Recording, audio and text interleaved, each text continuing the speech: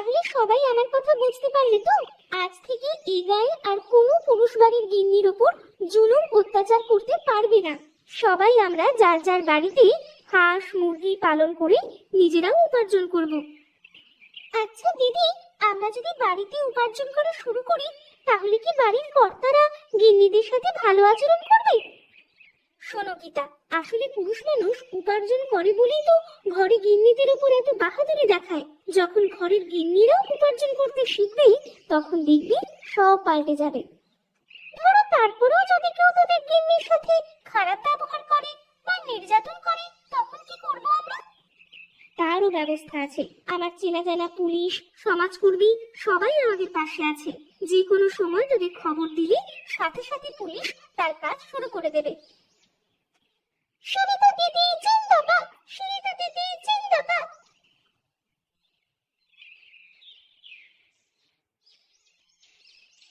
ঠিক আছে ঠিক আছে, এখন তাহলে সবাই আসি। বাহ, এ তো দেখছি বিরাট সংগঠন করে ফেলেছো। হ্যাঁ তা তো বটেই। আমার বাবা একজন রাজনীতিবিদ, আমি তার মেয়ে হয়ে কিভাবে চুপ করে থাকবো বলো? আমার মনে হয় তোমার বাবা ভুল করে তোমার আর আমার সাথে বিয়ে দিয়ে দিয়েছে। তোমার তো বিয়ে হওয়ার কথা ছিল কোনো বড় মন্ত্রী মিনিস্টারের ঘরে। আরে ছাড়ো তো ওসব কথা, তুমি কি বের হয়ে যাচ্ছ নাকি? আমি তোমার খাবার দিই। না না, তার আর দরকার হবে না। তোমাকে ব্যস্ত দেখে আমি নিজে নিয়েই খেয়ে নিয়েছি। গায়ে সবাই যদি তোমার মতো করে গিন্নিদের সাথে ভালো ব্যবহার করতো তাহলে আর কেউ বিষ খেয়ে গলায় দড়ি দিয়ে মরতো না। আমি আসি গিন্নি, আমার আবার দেরি হয়ে যাচ্ছে।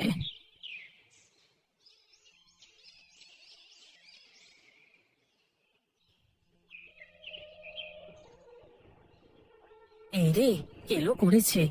সকাল করে বুড়িটা আবার এদিকে কি করতে আসলো? ও নিতাই, আরে ও নিতাই, হ্যাঁ বুড়িমা, বলো কি বলবে। বলি আজ কদিন কাপড়গুলো এত ময়লা হয়েছে যে পরে বাইরে বের হব তারও জো নেই।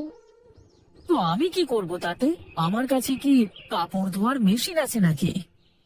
ও মা, আমি তা আবার কবে বললাম তোরে? বলছি যে একটা বড় দেখে কাপড় কাচার সাবান দে দেখি। তা দিতে পারবো, কিন্তু নগদ টাকা দিতে হবে। কিন্তু সকাল করে দোকান খুলে একটা টাকাও বেচা কেনা করিনি যে। এই রে, তোকে দেব বলে টাকাটা আঁচলে বাঁধলাম মনে হলো, বোধহয় ঘরের ভেতর ফেলে রেখে চলে আইছি রে। তুই দে, আমি বাড়ি থেকে এসেই দিয়ে যাচ্ছি। না বুড়িমা, আমি তা পারবো না। তুমি তো বারবার এই একই কথা বলে যাও, আর পরে টাকা দেওয়ার ভয়েতে দোকানের সামনে দিয়েই যাও না। কি যে বলিস রে নিতাই, তোরে সেই ছোটবেলা থেকে কোলে পিঠে করে মানুষ করলাম, আজ তোর মুখে এই কথা শোনার জন্যই। এই যে দিলে তো জায়গা মতো কোপ বসিয়ে। বুড়ি, তোমার বয়স হয়েছে কিন্তু বুদ্ধি কমেনি একটু।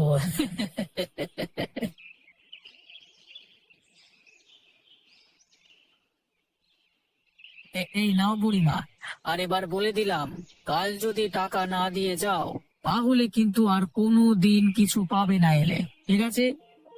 তা দিস নে, কিন্তু তোকে একটা কথা বলার ছিল রে।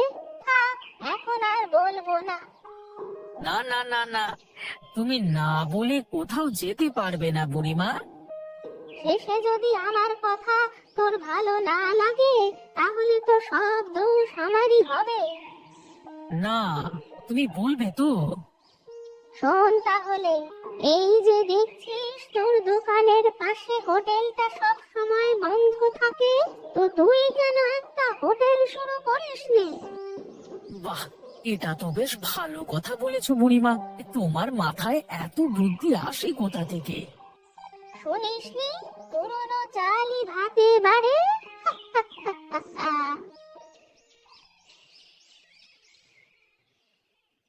বুড়ি যাই করুক আর না করুক, খারাপ বুদ্ধি কিন্তু দেয় না। কালই দেখি হোটেলটা শুরু করব।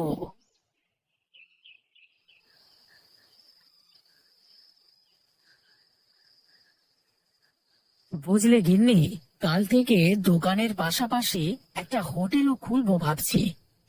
বেশ তো, কিন্তু হঠাৎ করে তোমার মাথায় আবার হোটেল করার ভূত কে চাপালো শুনি? আরে বাদ দাও তো, তুমি আগে বলো আইডিয়াটা কেমন হবে। তোমার দোকানের পাশেই তো একটা হোটেল আছে, আবার তুমি ওখানে হোটেল করলে কি চলবে? সেজন্যই তো করছি।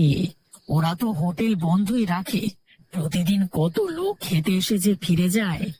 ওইসব লোক আমার হোটেল থেকে খেয়ে যাবে, আর একবার আমার হোটেল থেকে খেয়ে গেলে পরের দিন আর ওই হোটেলে খেতেই যাবে না। বেশ তো, তাহলে করে ফেলো। যদি ভালো হয় তাহলে আর করতে ক্ষতি কি? ও বৌমা, বলি কি রান্না করছো আজ? এই যে এসে পড়েছেন উনি, আমার বুদ্ধি দেওয়ার লোক। দেখো কি বলে।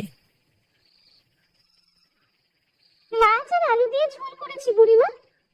ও তাই, তাহলে দে দেখি আমাকে একটু ঝোল টোল। একলা মানুষ, ভাবলাম আবার রান্না করতে যাব। তার থেকে ভালো তোদের এখান থেকে একটু তরকারি নিয়ে গেলেই খাওয়া হয়ে যাবে।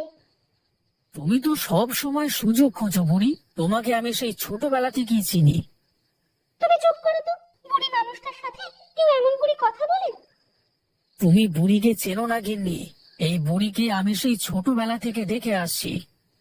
তুমি ওর কথায় কিচ্ছু মনে করো না বুড়িমা। দাঁড়াও, আমি এনে দিচ্ছি তরকারি।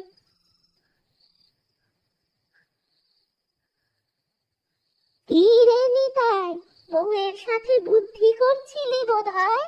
শোন, আমার কথা মতো কাজ কর, দেখবি ভালোই লাভ হবে। এই নাও বুড়িমা।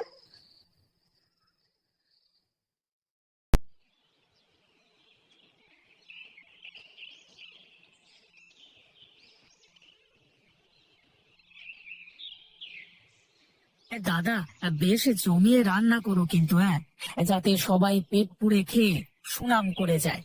তা না হলে কিন্তু বিপদ ঘটে যাবে গো।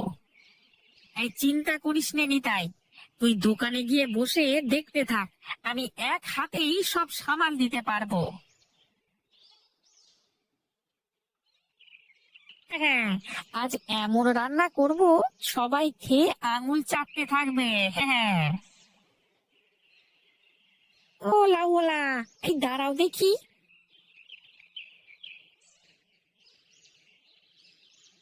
এই তোমার লাউ কত করে গো? সব কি একসাথে বিক্রি করবে, নাকি দু একটা নিলে দেবে? আসলে আমার বাবা খুবই অসুস্থ, ডাক্তারের কাছে নিয়ে যেতে হবে, তাই তো সব লাউ একসাথে বিক্রি করতে হবে আমাকে। কি বলে মদনদা, কত করে দাম চায়? ও বলছে ওর বাবা অসুস্থ, তাই সব লাউ একেবারে বিক্রি করতে চায়।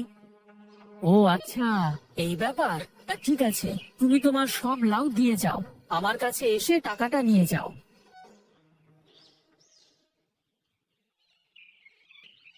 বেশ বেশ, এবার যাও, ওখান থেকে টাকাটা নিয়ে আসো।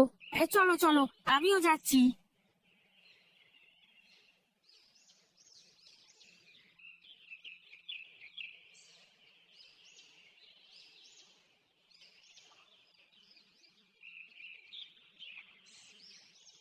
দাদা, বেশ সুন্দর করে লাউয়ের ঝোল করো কেমন। দেখো, লোকে কি খাওয়াটাই না খাবে। সাথে কুমড়োর বড়ি ছেড়ে দিও কেমন। ঠিক আছে ঠিক আছে, তাই করছি।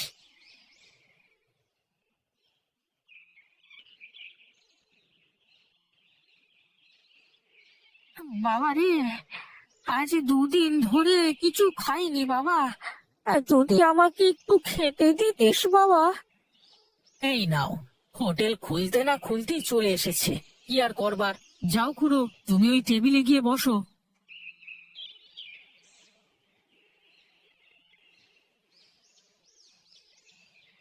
দাদা, এই খুড়োকে দুমুঠো ভাত আর লাউ রান্না দাও তো, খেয়ে নিক। বাহ, হোটেল খোলার আগে ফ্রিতে খাওয়ানো শুরু, তাহলেই হলো। এই 2 দিনেই তোমার হোটেল লাটে উঠবে। আরে না না, কি যে বলো। যাও যাও, তুমি ওনাকে খেতে দাও।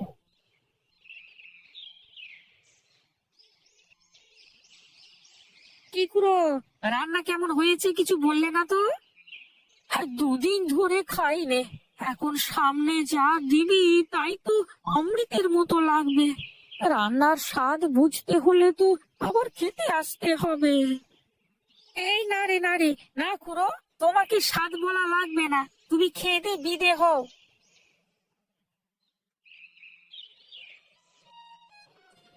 কি ব্যাপার, কোনো লোকজনই তো দেখতেছি না, খাবারগুলো সব নষ্ট হবে নাকি? অন্যদিন তো লোকে খাওয়ার জন্য এসে দাঁড়িয়ে থেকে ফিরে যায়, আর আজকে একজনও লোক আসলো না। কথা সবার দরকার নেই, আর একটু দেখো, লোকজন আসবে। কেমন মাংসের গন্ধ পাচ্ছি, মাংস রান্না করছো নাকি তুমি? কি যে বলো নিতাই, মাংস কোথায় রান্না করলাম? না না, তুমি ভালো করে শুকে দেখো, টের পাবে। হে তাই তো, কিন্তু গন্ধটা আসে কোথা থেকে দেখি তো।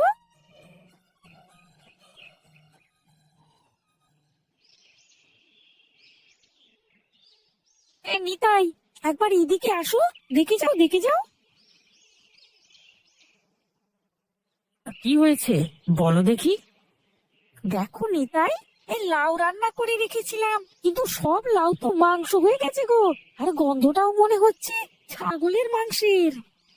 আমার তো বিশ্বাসই হচ্ছে না দাদা, এ তো চমৎকার হয়ে গেল।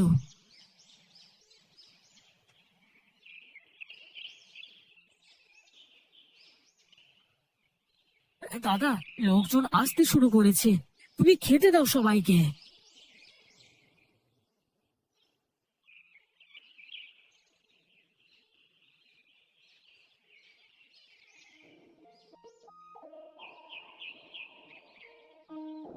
কি দাদা, বলেছিলাম না, দেখলে তো, শেষমেশ খেতে দিতেই পারলাম না।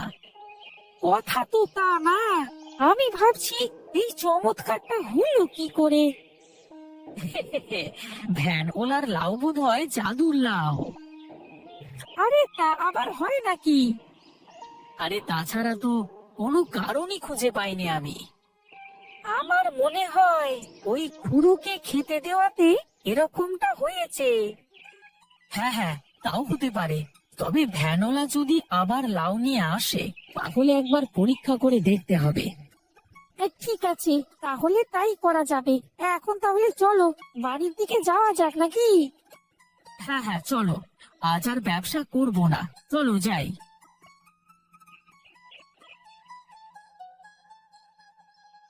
তো বন্ধুরা, ভিডিওটি কেমন লাগলো?